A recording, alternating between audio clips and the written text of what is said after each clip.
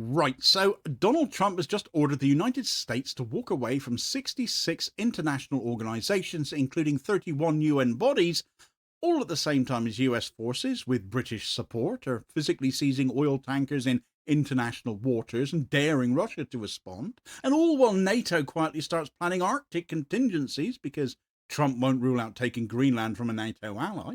Some of that you'll have heard something about, I dare say. Some of it you won't have heard at all, though, only getting served half a story. And that's because taken together, that combination has a bit of a cost.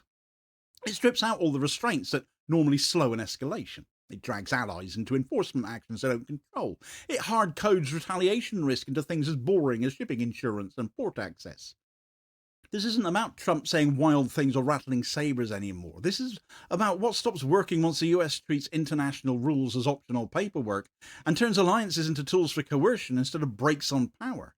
And then we wonder why talk of World War III keeps ratcheting up.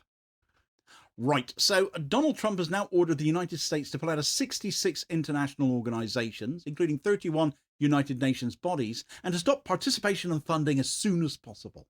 He's then forced NATO to consider contingencies against the US over Greenland, and all of that has been paired with a new kind of maritime enforcement that looks, to anyone outside the Washington bubble, like a doctrine of armed economic strangulation, all dressed up as sanctions compliance. And it's already pulled Britain in as operational support at that, because of course Keir Starmer got involved. Of course he jumped when Trump told him to.